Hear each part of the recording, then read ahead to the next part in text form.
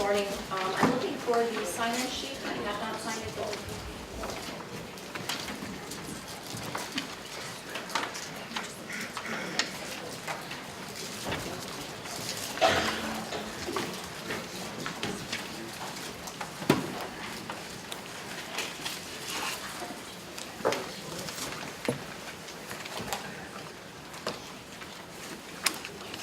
Good morning, members of the committee, Mr. Chairman.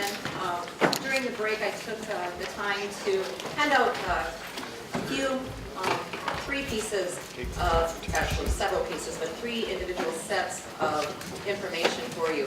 One is my written testimony. The second packet is a set of exhibits that I'll be referring to during my testimony. The cover sheet is a brief description of those 10 exhibits. And then the final thing that I offered to you was a list of our number of high schools in North Dakota, and then the number of high schools in the last school year, 2013, that offered calculus, and the number of our students that were enrolled in those calculus classes, just for your moving through. So with that, I will begin my testimony. Mr. Chairman and members of the committee, I'm Kirsten Baesler, State Superintendent of the Department of Public Instruction. I am here today to offer information and to testify in opposition to House Bill 1461. The information that I will offer you today is centric to North Dakota. It is the North Dakota process, it is North Dakota specific, and it will hopefully help lay the foundation of what we're about to decide. You as lawmakers are tasked with making a decision to change the North Dakota process we use to establish learning standards and to change the process for measurement by which legislators ensure accountability for the dollars that you invest in education. Before you make that decision, I believe that it is important that you have an understanding of how the process exists today and has existed for decades before you determine if it should be changed. First, a few facts. The North Dakota legislature, through North Dakota Century Code, and you see the citation there, requires the superintendent of public instruction to set and supervise learning standards in school.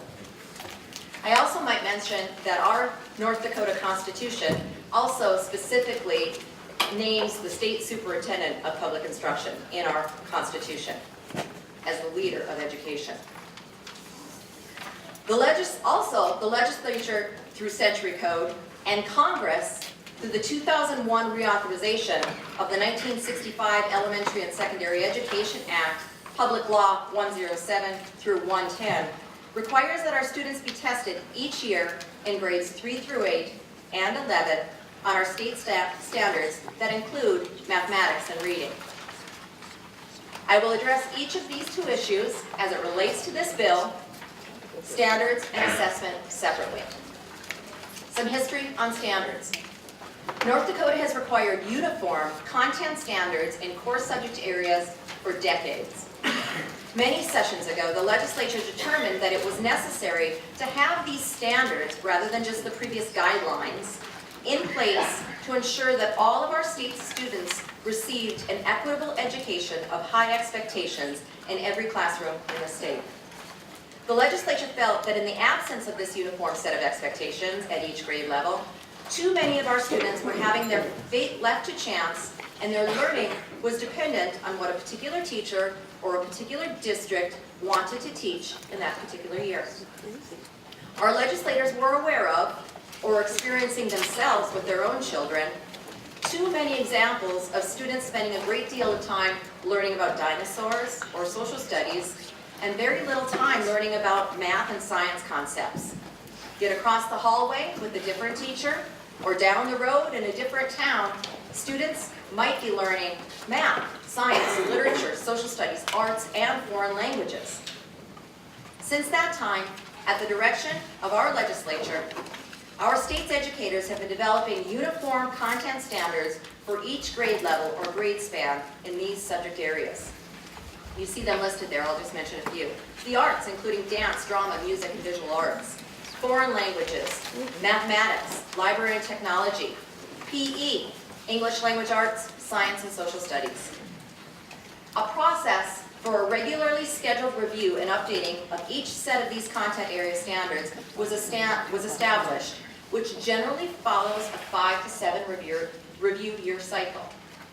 This review cycle remains in place today, meaning every 5 to 7 years it is time to update these content standards and we set forth our process.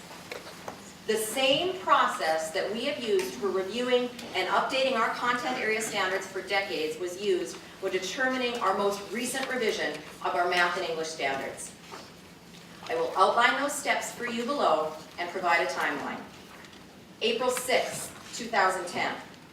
The state invited school district leaders in the North Dakota university system to nominate K-12 teachers and university-level professors in the areas of math and English instruction to serve on the Standards Committee to review and update the North Dakota math and English standards.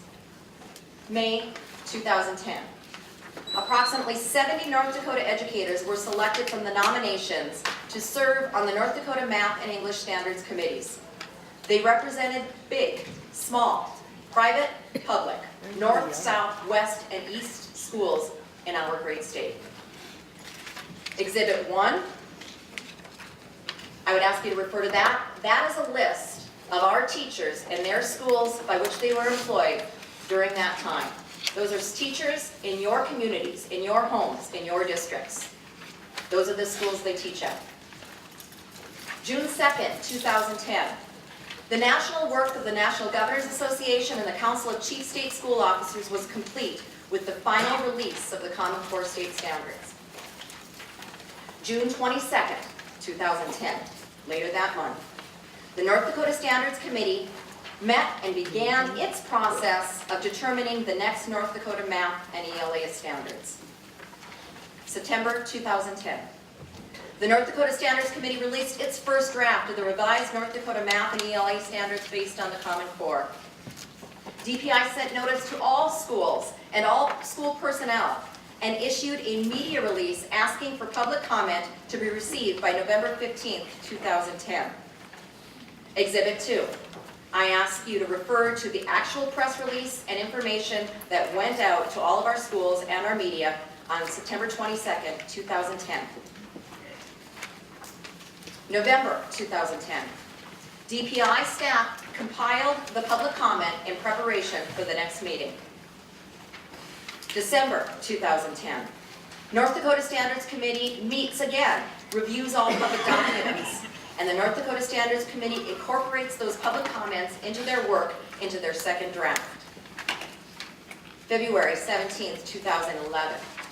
North Dakota Standards Committee released second draft of state's revised content standards in math and ELA based on the Common Core.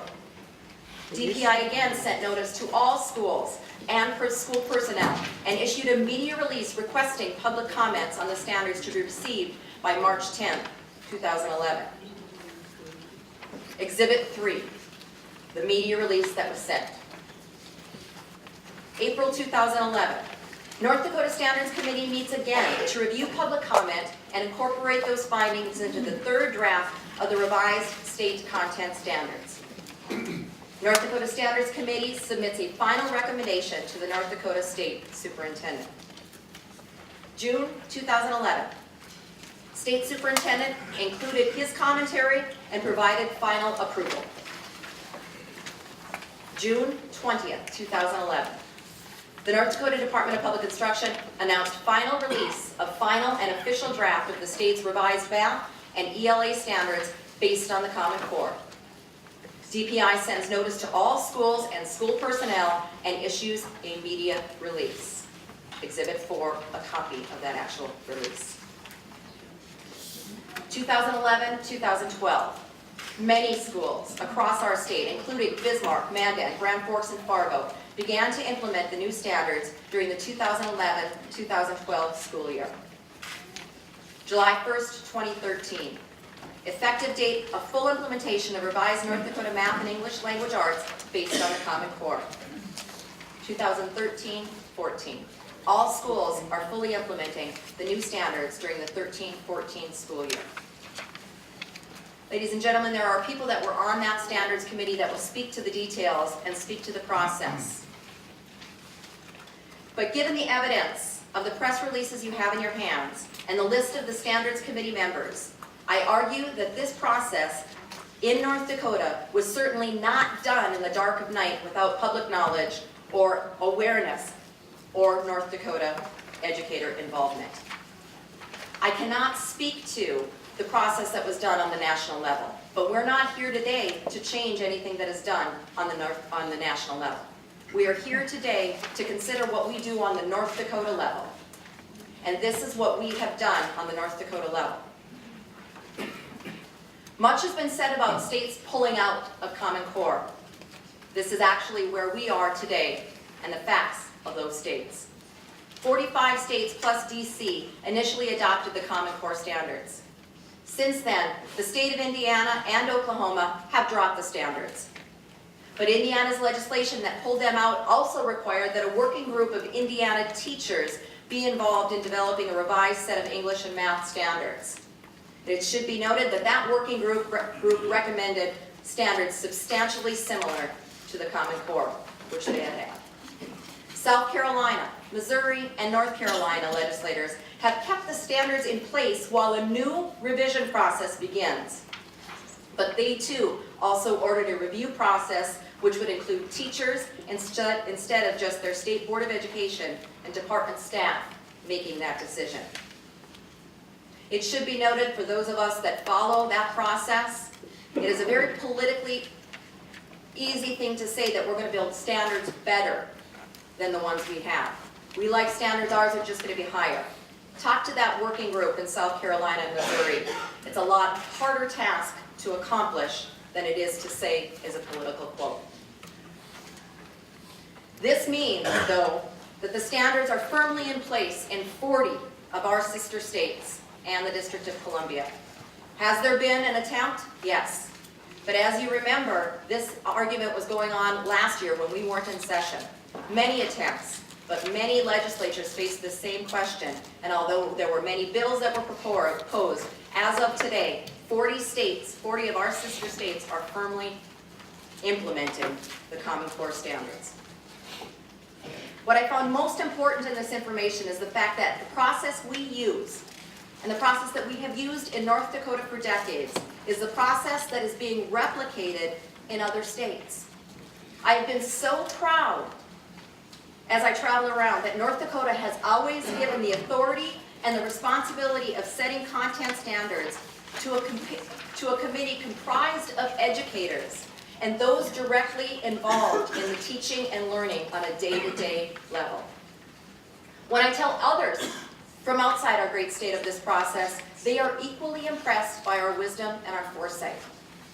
Yet now this bill threatens to undo the very process that other states are replicating and remove the authority from a majority of teachers and put it in the hands of a committee whose majority is controlled by legislators, non-educators, and possibly even outside consultants who are not even residents of North Dakota.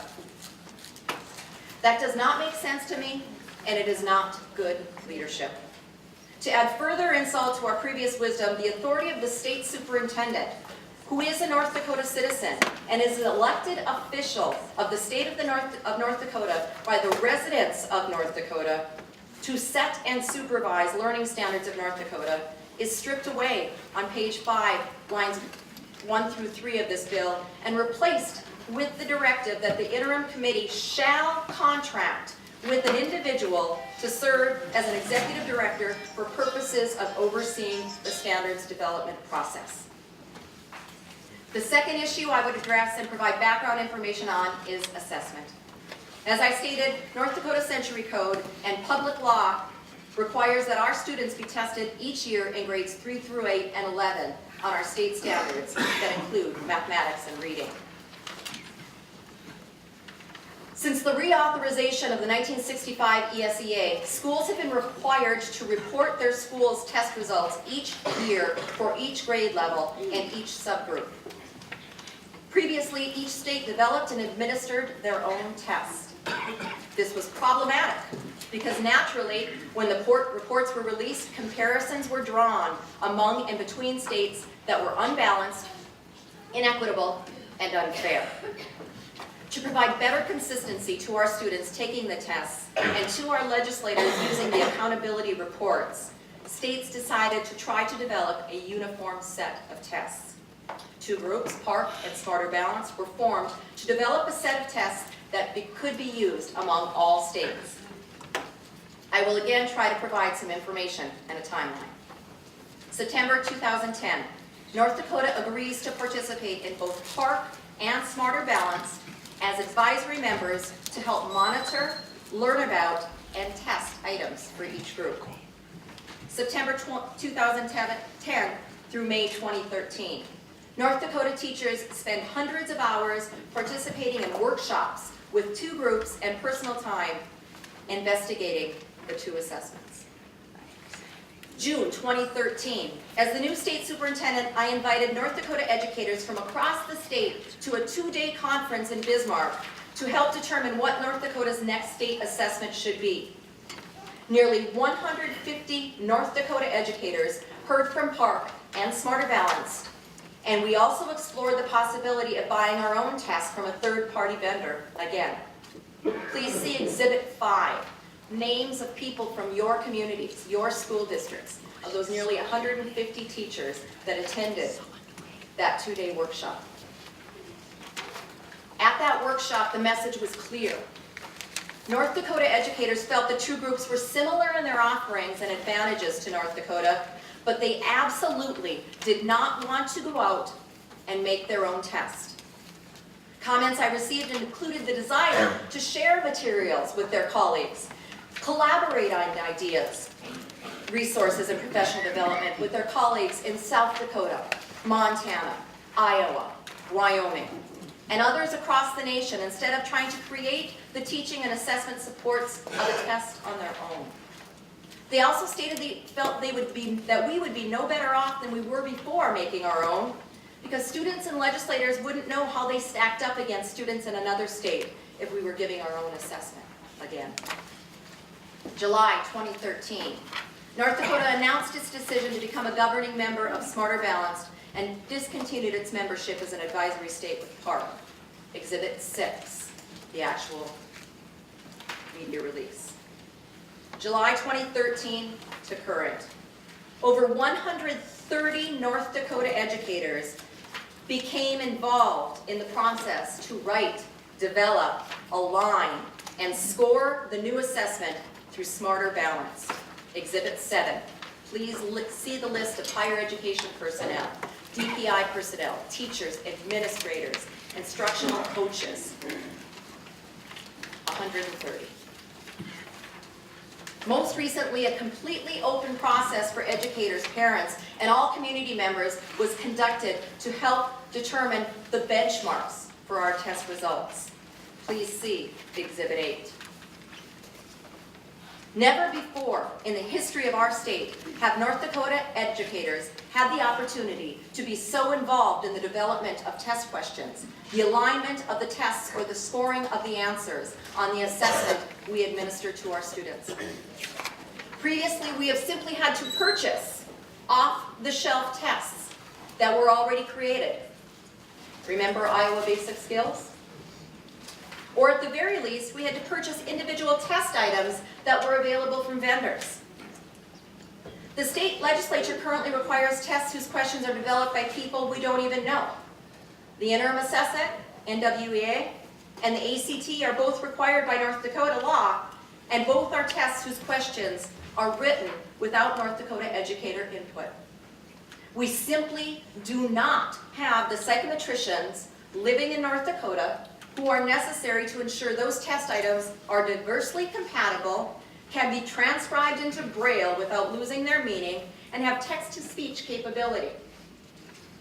These are just a few of the OCR, IDEA, and ADA demands that are required for our students with special needs.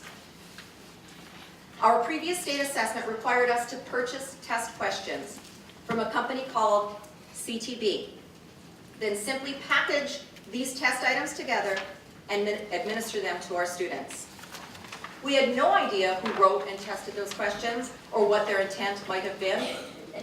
on an individual level, we now have had the opportunity to be involved in a deep and meaningful way with the development of our state assessment.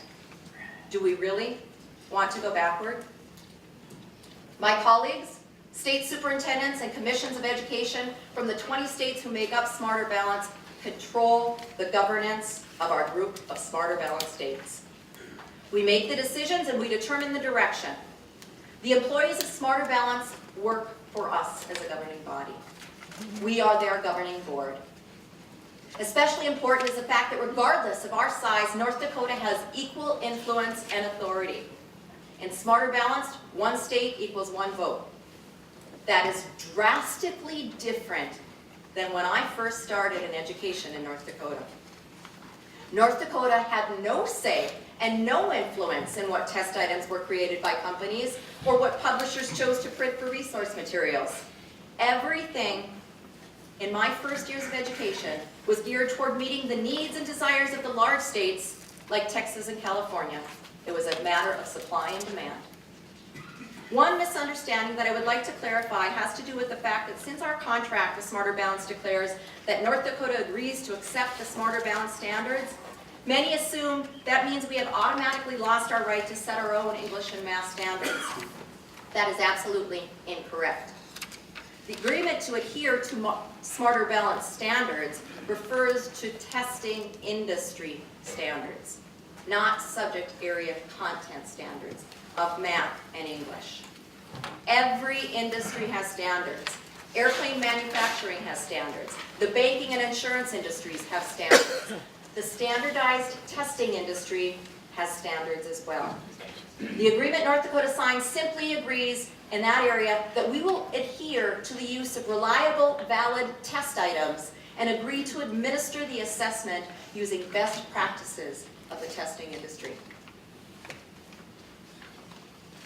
Regarding Mr. Sauer's comments about interstate compacts, I believe that that is a conversation we should have with our Attorney General as we debate those issues. What I will say on that is in every step of every decision that we made, we were in consistent, close dialogue and conversation with the attorneys from our Attorney General's office. We followed every procurement process that we are required to do by North Dakota state law. And if there is a violation of the Constitution or contract law, then that is a discussion that needs to be had with our Attorney General and shouldn't be part of this education conversation.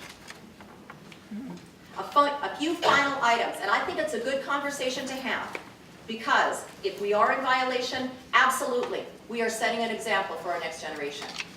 But that is something that I would like our North Dakota elected Attorney General to weigh in on. A few final items of importance as you consider House Bill 1461. You heard so much information this morning about this state and that state and what they did. I want to make 2 points. North Dakota did not receive any federal money for adopting these standards. We never even applied for a single raise to the top dollar. Not even a single application, didn't even attempt. And I believe I clearly demonstrated the fact that I don't dance around or dance with the U.S. Department of Education at the expense of students when I withdrew North Dakota's No Child Left Behind waiver application 3 months after taking office to ensure North Dakota could implement our newly adopted standards without federal intervention. I would like to take some time, if I could, to just refer to Exhibit 9.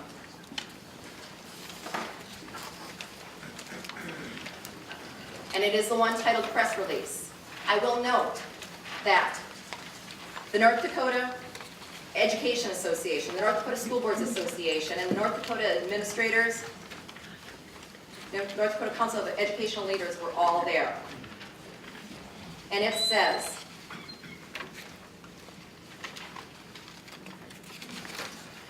from the fourth paragraph from the bottom of page 2. Baesler stressed that even though the application for the waiver has been withdrawn, the Department of Public Instruction will continue to move forward on 2 components of the state's waiver application: implementing Common Core standards for college and career readiness, and developing effective principal-teacher evaluations to improve teaching and learning. We will continue to work on these issues because they are the right things to do for our students, not because they are mandated by the federal government. We will also do them in a manner and along a timeline that is conducive for our students and our schools in North Dakota. Professional development of our teachers and principals and ensuring our kids are ready for college or career must be addressed. It goes on to state that I would be continuing to work with the congressional delegation to have the reauthorization of ESEA approved. In closing,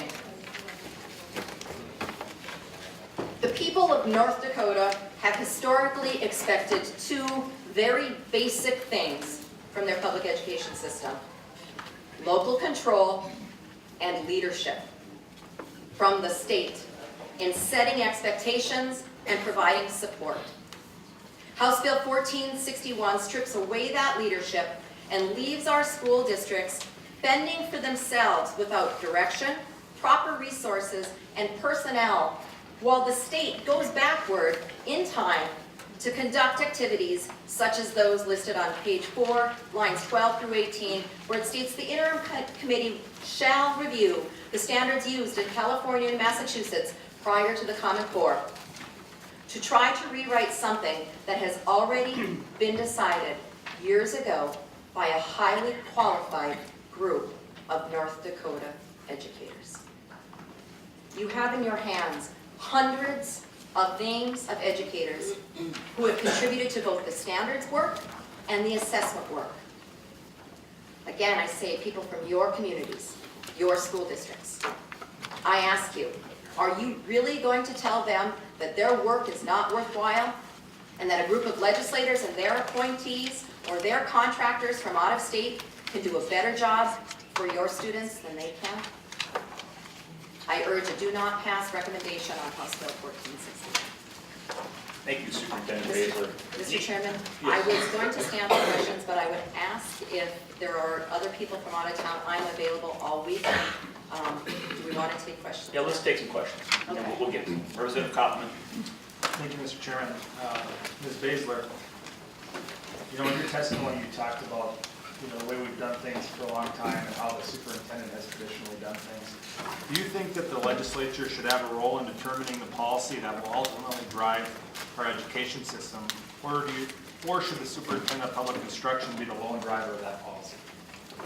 Mr. Chairman, Representative Koppelman, I believe that the system that we have in place of the committee, doing the work and making the recommendation, and then the superintendent of public instruction making that decision is the correct process. With that being said, you'll notice that since I have been the state superintendent, we've had many committees that advise the superintendent, and I believe that it's important that, just as I had on my principal teacher evaluation committee, I had Senator Wardner, majority leader, and at that time Representative Rust, now Senator Rust, and two of their colleagues sitting in on that committee. And I think that it would be important for me to include, for the state to include legislators on that working group, that committee, just as I did with the principal teacher evaluation. Representative Schreiber-Beck. Thank you, Mr. Chairman. Superintendent Baesler, we had heard a lot of comments on getting data and security, etc. Would you care to comment on that at this time, please? Chairman Nathan, Representative Schreiber-Beck, thank you very much. There is nothing more important to me than the safety of our students. That means when they're with us in our schools from 7:45 in the morning until 4 o'clock in the afternoon, or when they get picked up from extracurricular. That safety also is included in the cyber world. There is nothing more important to me, and I think that we as a state have an ultimate responsibility to ensure that the safety practices for both our data and the physical safety are firmly in place, and there is no cost that should be too great for that. May I continue? What I kept hearing was that there's no, maybe no need for this data gathering, or they didn't like that gathering. I can't word for word really say what they said, but can you comment on that? Is there a need for this, or is this something that we just do? Chairman Nathy, Representative Schreiber-Beck, we do not send, the Department of Public Instruction does not send personally identical information to you or to the federal government, but both you as the state legislator and the federal government require us to provide reports on aggregate data, meaning total numbers of students that have taken a test or passed a test.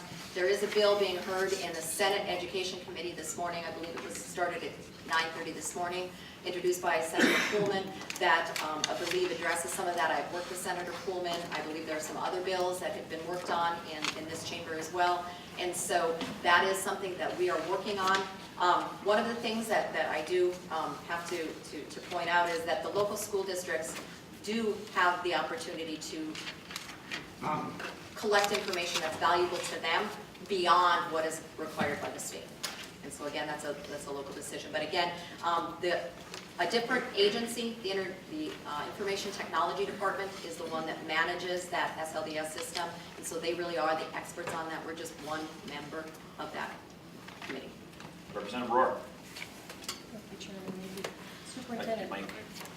I always do that, don't I? I just am asking for some clarification on page 3 of your testimony.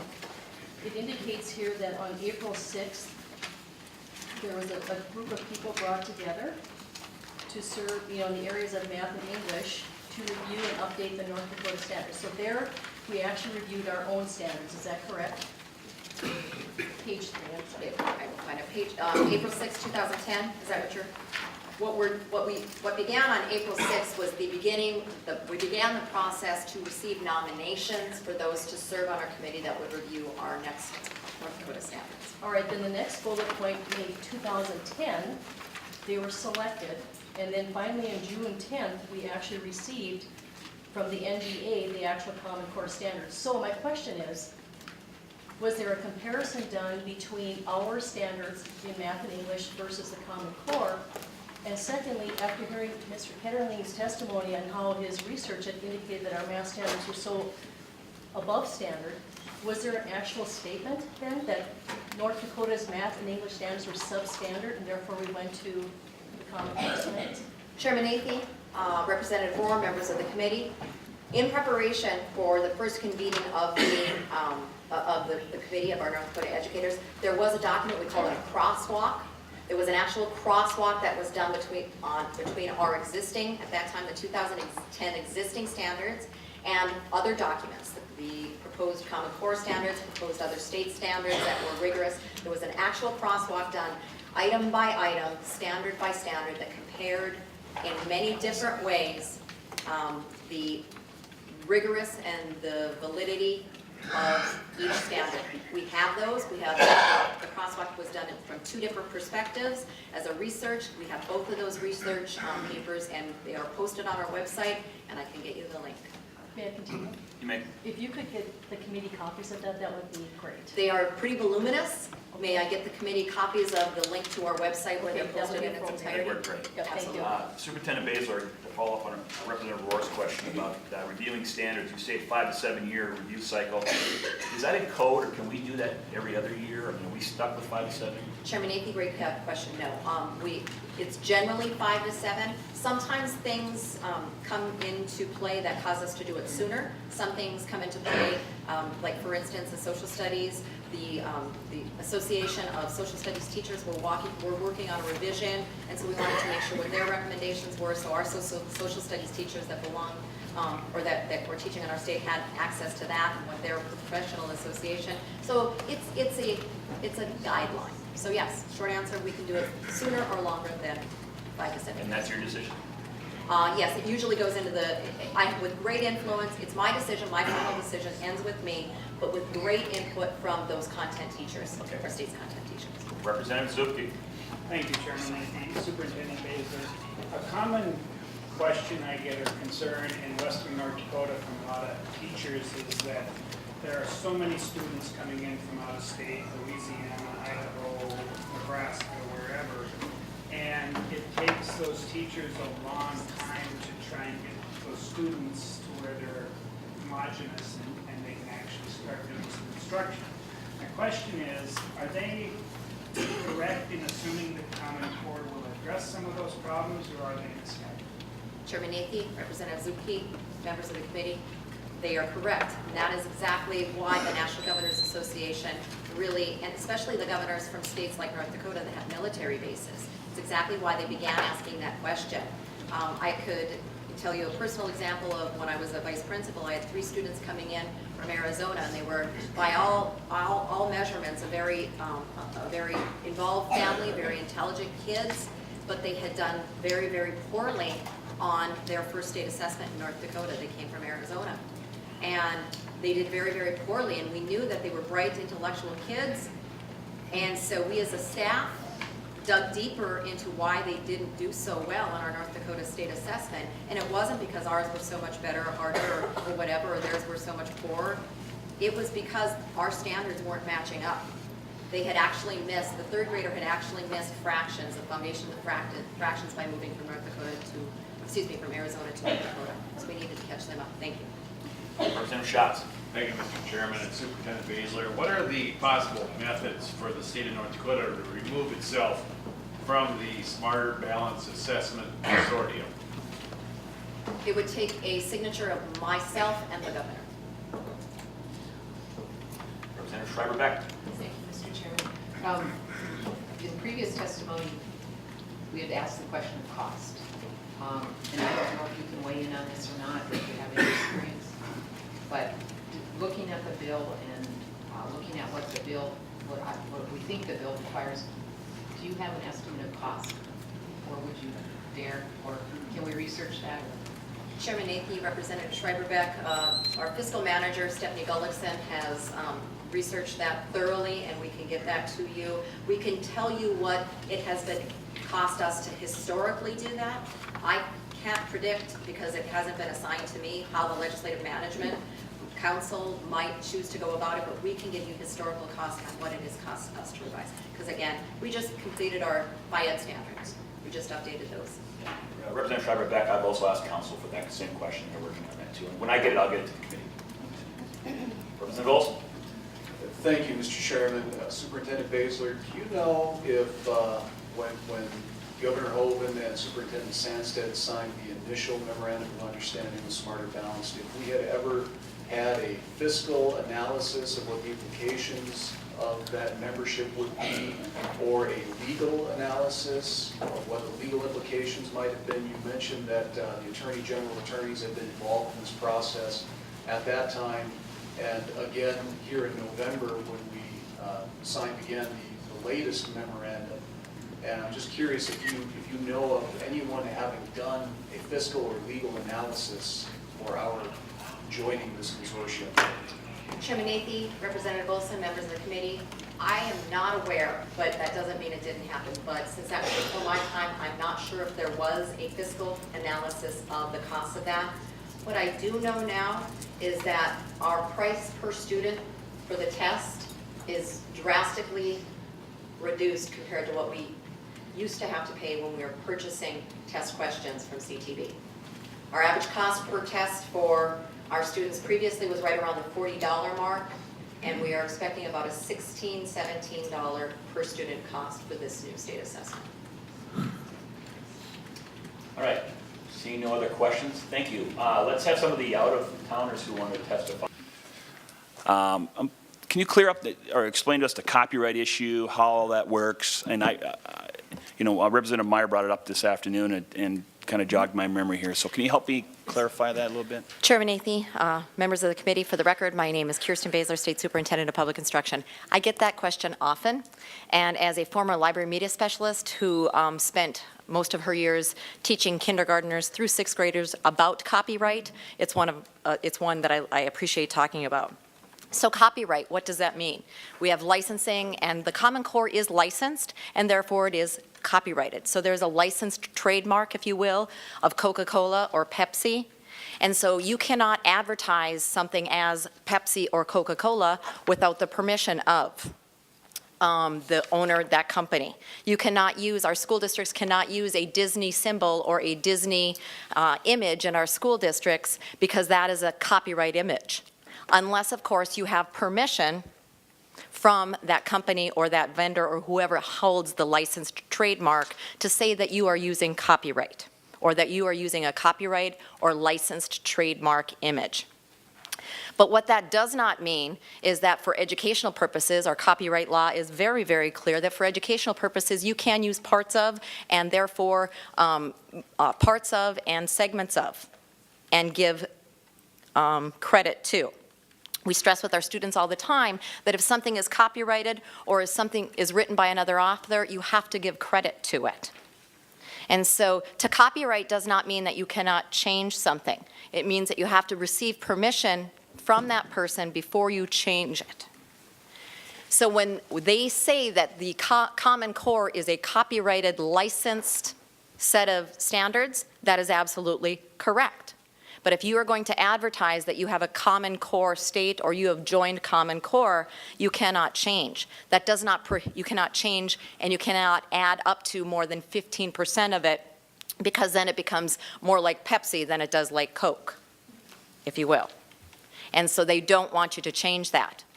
But the point being, can you not use something from those standards and call it yours? Indiana is a perfect example. As I mentioned earlier this morning in my testimony, substantially the same as they were before. They now call them the Indiana Hoosier standards, and they're substantially the same. But they are not using the license or the copyright title of Common Core. Okay. Mr. Chairman. Representative Olson. Thank you, Mr. Chairman. Superintendent Baesler, during the process in which we examined the standards that were being proposed before we adopted them, and adding additionally things that we felt were necessary, did we have anyone from the institutions of higher learning involved in ensuring that what we did adopt as a state would actually result in college readiness within North Dakota? Chairman Nathy, Representative Olson, members of the committee, yes, we did. We also have continued what we call the vertical alignment project. We had two testifiers here today, Dr. Julie Russell from one of our universities that has been a leader of that project, making sure the alignment has occurred. And we also have Dr. Lisa Feldner, who works for the university system and was formerly with the Bismarck Public School System. She was going to testify. I believe you have their written testimonies, but it talks clearly about the vertical alignment of ensuring that we go from 12th to 13th grade. The North Dakota University System and many of our presidents have signed on to a document. Each individual or each campus has higher education for higher standards. There is also conversation about how these new standards and this new state assessment will assist our admissions policy people with ensuring that our students are taking four credit classes their first year of college. Representative Koppelman. Thank you, Then Mock. Thank you, Mr. Chairman. And Superintendent Baesler, I believe in the past you and I have had conversations that to the extent that, if we wanted to be less restrictive on a certain standard, we have that ability. And I think you had said because we have called them North Dakota standards and not Common Core standards. Is that correct? Representative Nathy, Chairman Nathy, Representative Koppelman, members of the committee, we adopted the North Dakota standards based on the Common Core, and that is the committee recommendation of the committee that recommended that we adopt these standards. So your question is, when we go through a rewrite or a revisal, could we be less restrictive? Certainly. Okay, Mr. Chairman, if I can continue. Yep, one more. All right. I just was looking at on September 22nd, 2010, which I realize your predecessor was in office at that time. You guys had the public feedback survey where they were initially asking the survey group whether or not they should take the standards, and about 2/3 of this group, which is mostly teachers, had suggested they should. But in the language, it says that North Dakota has been invited to adopt the verbatim language and content of the Common Core standards, and later on states that the state is not to alter any actual Common Core standards language, but would allow the state to include additional unique state standards, which it sounds like you did. Would you agree that this is where we are today with our standards? I mean, is this was this the rules or the outline used to do what we have? In other words, the verbatim language? Chairman Nathie, Representative Koppelman, members of the committee, I think that the two individuals that were on that committee could probably answer this better than I, since I was not on the math or English committee. I believe they said yes. Been What's there. that? I believe, Oh, okay. yeah. Well, and that's, as I can imagine, I've been part of other writing standards committee. I've been on our library technology standards writing committee, the two times that we've done that. That was the question that group decided that they wanted to consider. And so that group of teachers, as that was put together, they decided they wanted to be part of that national effort to adopt the Common Core. And so therefore, if their desire was to want to be part of that national group, then again, just like Disney or Coke or Pepsi, then they needed to live within the confines of that. Did they go into that process deciding that or feeling like they had to? I don't think so, but I think when they met, they determined that they wanted to be, and I think you heard that from our testifiers. They appreciate being part of that national conversation. Representative Mock. Thank you, Mr. Chairman, and Kirsten. So earlier in the testimony, the supporters of this bill cited that the copyright was a concern. I believe it was. Anyways, I go through this. You had just mentioned that. That sounds kind of common practice. I mean, if you were to write standards, that it be copywritten, and that it's licensed. If House Bill 1461 were to pass and become law, and North Dakota were to contract and have our own standards written for the state, would those be licensed? Would those be copywritten? Or, I mean, Chairman Nathie, Representative Mock, members of the committee, yes, we would want to have credit given to those authors of North Dakota that wrote their own. But the way that our copyright law exists, that doesn't mean that Minnesota couldn't use those. They would hopefully give us credit for them for being the author. In Alaska never used the term that they have adopted the Common Core, but they adopted new standards about the same time we did. And you do a crosswalk with the Alaska standards and with what North Dakota standards are based on the Common Core, almost identical. So very, very evident case that you can adopt very similar standards, but if you're going to not use the brand of Common Core, then you can't use the brand. You can't call them the Common Core, the copyright. and if I may, just that last question then, and I appreciate that, and for my patent attorney friends who I know of none, but if there's someone in the room, I'm sorry that I'm exhausted and using terms probably incorrectly, but thank you. So we do know that it's common practice for those standards to be licensed or to be, undergo copyright protections. They could still be used. My other question, and maybe this is you, someone from the department, or someone in the audience, I would really like to know before too awfully long, can your department provide me the differences between the Minnesota mathematics standards and the Common Core mathematics standards? I'd really like to have that information. Chairman Nathie, Representative Mock, members of the committee, I will certainly do that. Thank you. I was going to follow up with you on that. Dr. Casilius, who is my counterpart, Commissioner of Education in Minnesota, would say that they are almost indistinguishable. What we're going to do is, one more question, committee, and then we're going to close this hearing. And so going forward, if you have any questions from Superintendent Baesler, from anybody from the supporting side or opposition, I would suggest to contact them on your time and get that information. So one more question, Representative Kelch. Thank you, Mr. Chairman. And Superintendent Baesler, constitutionality has been brought up a couple of times, and you said you leaned on the Attorney General pretty hard. Was there any indication, and from the state that there was unconstitutionality, or did they dwell it all into the federal Constitution and give you any warning that there's any possibility of something awry there? Chairman Nathie, Representative Kelch, members of the committee, yes, we did. We communicated, and we have an attorney from the Attorney General's office that is assigned to the Department of Public Instruction. From my time in office, we are in constant contact with them and making sure that everything that we're doing is within the confines of what is required both by federal law and state law. The Constitution, the interstate compact that was discussed this morning is defined in the U.S. Constitution, and the court and the federal court has defined pretty narrowly what types of compacts would fall under that requirement to have it approved by Congress. Our What we received from guidance and advice was that this did not fall under what was prescribed in that narrow description. Again, you know, attorneys, you pay for their services, and you're going to, you know, have lots of different opinions with attorneys. We relied on our Attorney General and our Attorney General's office, and as I said, went through the RFP process and the procurement process as we were required to do under North Dakota statute with the guidance of our attorney from the AG. Superintendent Baesler, I'm going to allow one more. I ended up cutting off Representative Olson, and I apologize, Representative Olson. So if you want to finish Thank up. you, Mr. Chairman. I get the last question.